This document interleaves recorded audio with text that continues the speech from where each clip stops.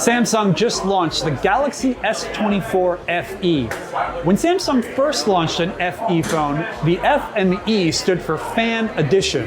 It doesn't do that anymore, but it still kind of carries that with it. And I'm left wondering, is the Galaxy S24 FE still something that fans actually want? Samsung's brought a lot of upgrades to the Galaxy S24 FE as compared to the Galaxy S23 FE, and also borrowed a lot of features from the Galaxy S24 and S24 Plus. Overall, it has basically the same design. You still have flat sides, you have a glass back, and you have a big 6.7-inch display with 120 Hz refresh rate. It's a really nice phone. The construction of the phone is also a little bit better. On the front and the back, we have Gorilla Glass Victus Plus, which is a big step up over the Gorilla Glass 5 that we had on the front and back of the Galaxy S23 FE. We also have an IP68 rating, which you would expect because pretty much every FE phone has had that. You also have some fun colors here that you can't find on the mainline Galaxy S24 series, including blue, gray, graphite, and mint. A couple of other upgrades that are pretty notable here, especially with the camera. The camera is basically the same camera that you find on the S24 and the S24 Plus, which includes that 50 megapixel main sensor and a 12 megapixel ultra wide.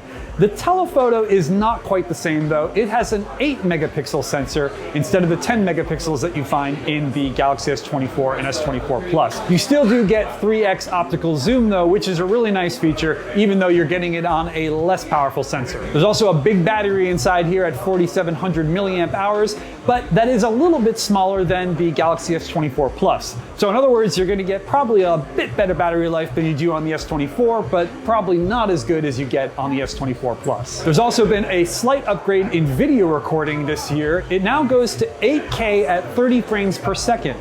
If you'll remember, the Galaxy S23 FE confusingly had 8K support, but only at 24 frames per second. That's fine, because 24 frames per second is a very cinematic quality to it, but most people are going to be much happier with 30 frames per second. If you don't care about 8K, you still have 4K support at both 30 and 60 frames per second. The biggest and most controversial change, though, is the processor. Here in the United States, most FE phones come with a Qualcomm processor, but in the Galaxy S24 FE, we instead had the Exynos 2400E, which is a slight upgrade over the Galaxy S24 and S24 Plus's processor that we saw release outside of the United States. In other words, this is the first time people in the United States are going to buy a Galaxy S product and not get a Qualcomm processor. That's something that might not sit well with US Samsung fans, and brings me back to my earlier point. Do Samsung fans really want this? Yes, we're getting a lot of good upgrades. We get a stronger construction, we get a better camera, we have better video quality recording, we have a nice big battery, a whole bunch of great features that have been added to this phone as compared to last year's model. But do Samsung fans really want an Exynos processor? Samsung fans here in the United States have always relied on being able to get a Qualcomm processor in their phones, and getting Exynos for the first time might not be what they want. This is especially controversial when you remember that this phone is more expensive than the Galaxy S23 FE. This one starts at $649, a $50 increase over last year's model. Are Samsung fans going to be happy spending more and getting Exynos instead of Qualcomm?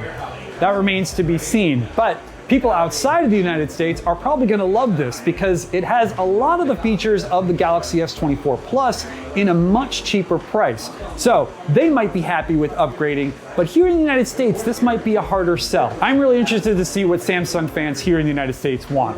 Does this really fit the definition of fan edition for you? Or are you more interested in getting a Galaxy S24 or Galaxy S24 Plus and letting this one rot on the vine? I want to hear what you have to say, so jump down into the comments and let me know what you think. And in the meantime, I will see you in the next video.